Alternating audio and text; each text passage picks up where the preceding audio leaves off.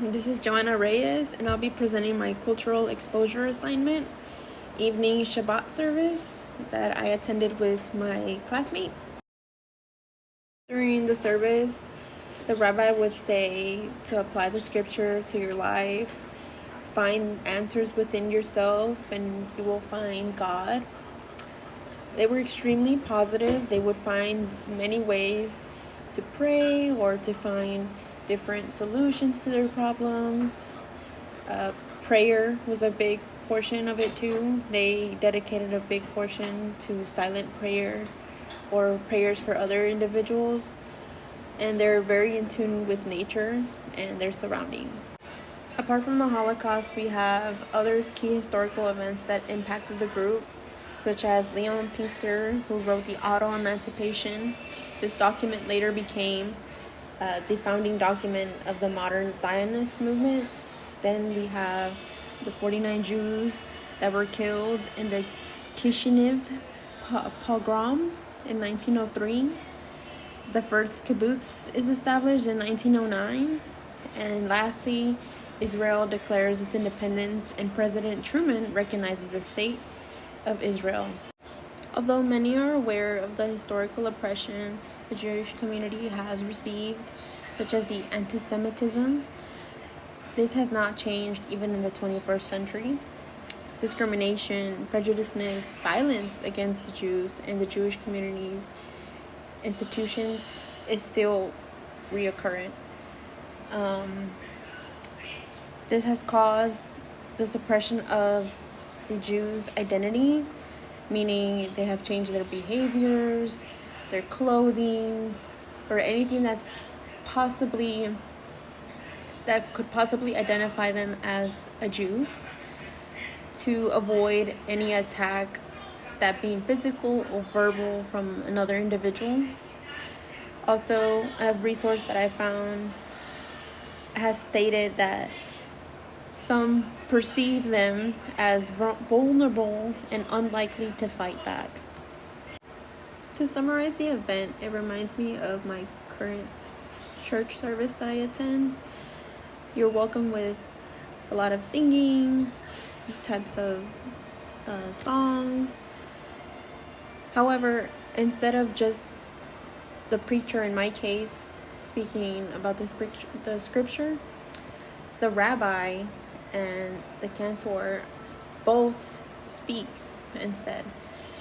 However, the cantor strictly stays singing, and he at times chimes in to follow up with what the rabbi says. There was a portion of silent prayer, remembrance of those they have lost or those they would like to pray for. And a big portion was about the scripture and how the community should perceive it and what they should do. The three key elements that were learned during this experience was utilizing the scripture. The rabbi would present different circumstances on how the scripture could be applied or molded to that person's life. Also, having a positive outlook. There are many adversaries that a person can encounter. However, the rabbi expressed how having an optimistic perspective can definitely battle those circumstances. And the last key element is how the rabbi expressed that when you look within yourself, you will find God. And when you find God, you will find the guide to live a peaceful and purposeful life. After reading an article about how the Jewish community prefers to avoid therapy, I selected person-centered therapy and family systems therapy as the two theories that would help the Jewish community. Person-centered operates on the humanistic belief that the client is inherently driven toward and has a capacity for growth and self-actualization.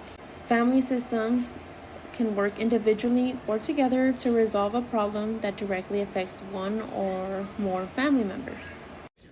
Additionally, family systems can help an individual face endeavors with others that have encountered similar situations as them and can help them feel like they have a support group.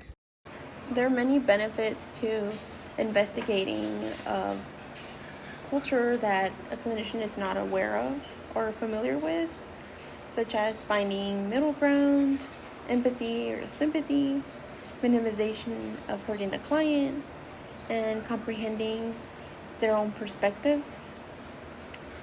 You need middle ground and sympathy and empathy and all of these key points to build a ethical and legal therapeutic relationship with a client.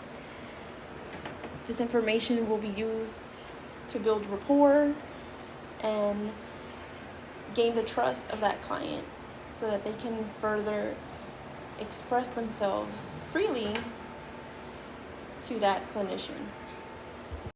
Furthermore, this helps a clinician understand any biases, prejudices, or ignorance they may have towards the group and guide them to change those thoughts or behaviors to minimize that transference or countertransference that may occur in a clinical setting. Overall, the experience was one in a lifetime. Although I felt nervous at the beginning, the rabbi's voice, the cantor singing, the scriptures all helped me calm down and regain that peacefulness as the environment that I was surrounded by. Although it was a different culture, they would do things that are similar to the one I'm used to, such as my church service, the singing, the moment of silence for silent prayer, the remembrance of members. It was all familiar to me. The scripture delved into a personal level that many can relate to. All of it was very refreshing and interesting to learn about. Thank you for your time, and I hope you enjoyed the presentation.